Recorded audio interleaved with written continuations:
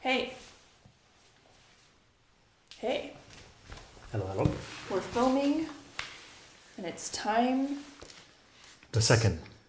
to start talking. On June 2nd, our topic today is Plato's view. Plato's view. Okay. That's interesting. Every time I hear Plato, I literally just imagine Plato, playing Play-Doh. Play-Doh. Yeah. So I always there's a guy who is like this gummy kind of a person who says all these smart things. Somehow I associate him with So Plato's like a more ancient that's awesome. is like a more ancient philosopher that even all of the Stoics were sort of looking at. Mm-hmm. So this is Marcus Aurelius's, an OG, but he wasn't a Stoic. I don't really know Plato's whole philosophy, so if you're watching this and you can enlighten me in the comments. Marcus Aurelius has a quote. He says, how beautifully Plato put it.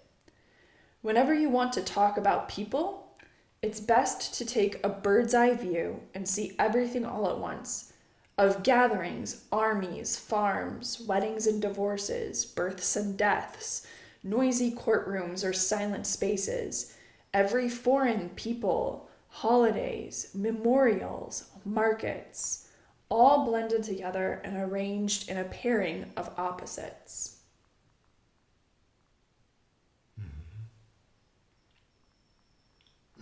Pairing of opposites is interesting because that's like we were talking about the other day about paradox. Mm-hmm. That's interesting.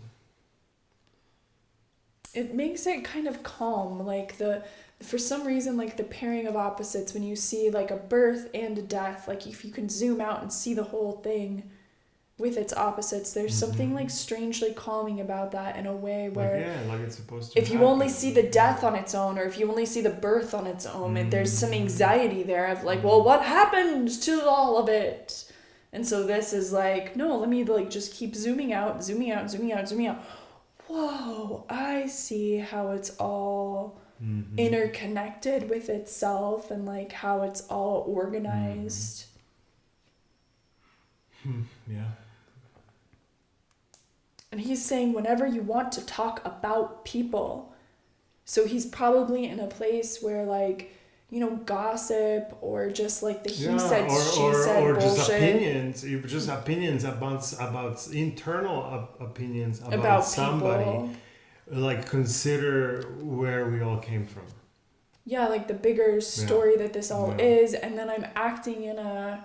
So you can't say you bad employee or boss or whatever. Yeah. Neighbor or something, right? Or a coworker or a driver, right? Because if you take in consideration how complicated and where we came from and where we are and what this all is how could you honk it at somebody? You know what I mean? In some way. Or call someone an asshole. Yeah, because they're acting certain way that angers you. I get that, but calling them something and putting them down as part of this experience that we're all experiencing is so violent. Yeah.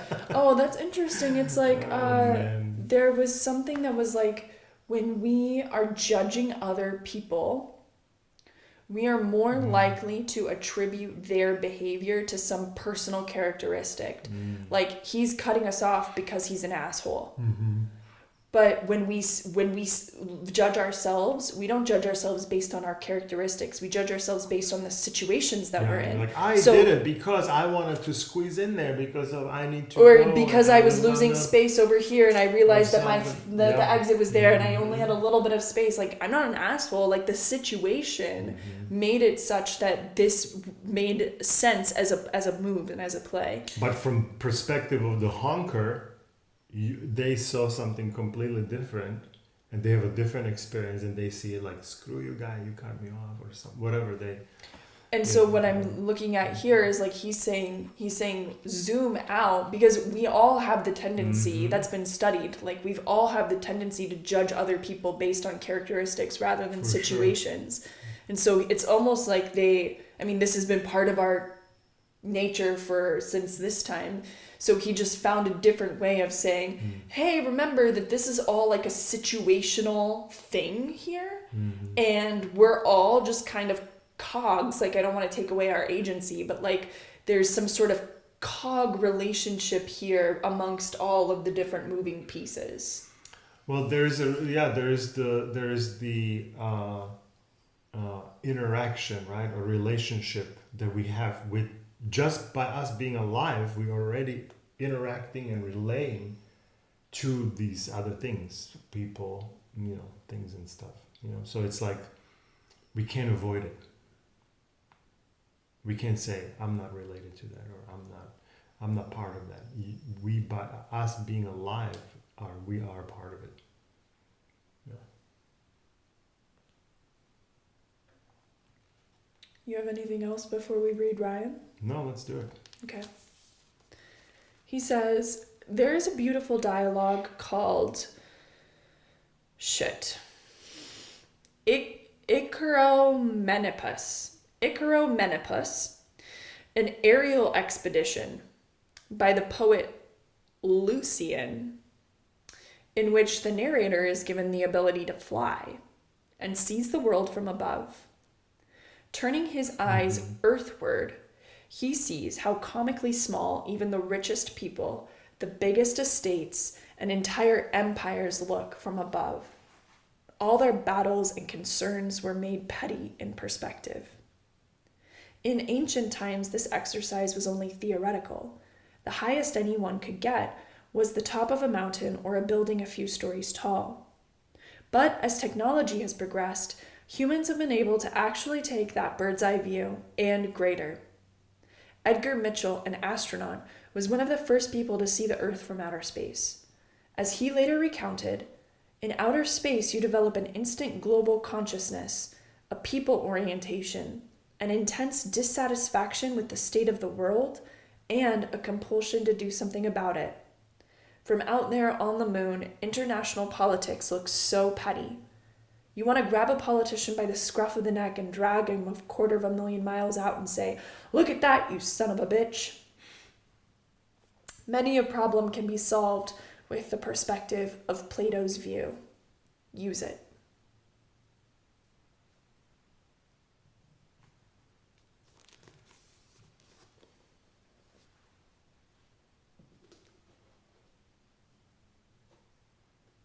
I couldn't help to have this image of being like, not just like as far as like the satellite, but it's like even like way further, like as far as like Voyager 1 or whatever the thing is, like how far that thing is from us, and like zooming and like looking back on Earth and just look, now it doesn't even look like a blue ball from there.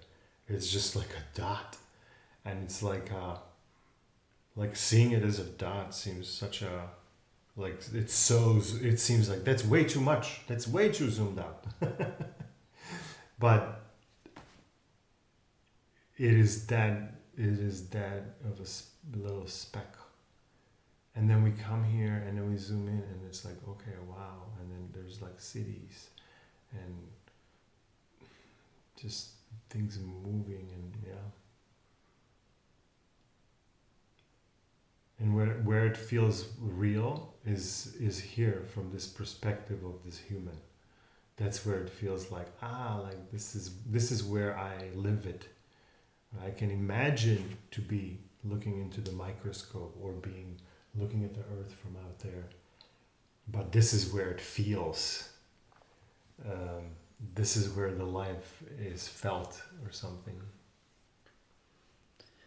Yeah, it's hard to bring the outer space perspective in. It's hard to like wrap that into real life. Mm-hmm. Like it always feels like, I'm like camping and looking out at the stars, or like lying in the hot tub and looking up at the sky, or just like sitting in a meditation or staring out a window and having a moment of just recognition of the whole bigger story.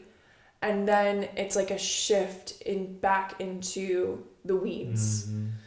And so I'm interested personally in like how to employ this type of thing, because this is such a natural thing. Like everybody has done this, like stared up at the sky and you know, like that's such a natural thing. It's like, how do we get more of that? That awe feeling. Yeah. How do I wrap more of it? You know, maybe a long time ago before we had artificial light, it was more natural because we were doing it every day at night, like looking up at the sky and seeing for sure that whole thing. And so maybe there was sort of like a daily rhythm to this type of contemplation that helped balance us out. And in some way, maybe it's good to get back to that kind of thing of like every day having some sort of reminder of the smallness of my life and the bigger story in which I'm living.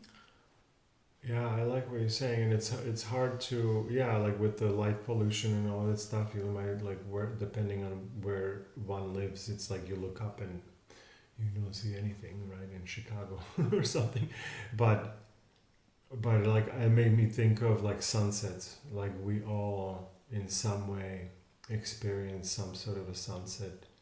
Maybe not every day, but it is frequent enough that we can. And it reminded me of birds sitting on these wires, and they're just kind of staring at the sunset, like right at where it's happening. And there's this like a slow down moment to kind of reminiscent on the bigger thing, feeling more connected to the bigger thing or something, you know. And it's a practice for sure, and it's not a practice in the way like, oh, I have to do it, but it feels like, oh, once I do it, then I feel the benefit from it, and now I want to do it. So it's not really forced. It's mostly like cultivated.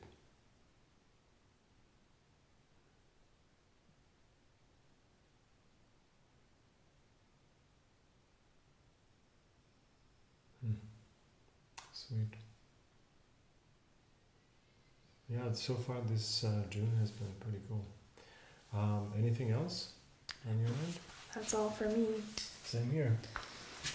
And you at home, if you recall from yesterday, the new rule is you cannot watch the video and not comment. So you have to say something. You have to tell us our breath smells. You have to tell us we don't make sense. You have to tell us we're not talking loud enough. You have to tell us you love everything that we're saying. You have to tell us just whatever, like anything. You can write the letter A and then comment, and then you're back in tomorrow. Otherwise, you're banned from the channel.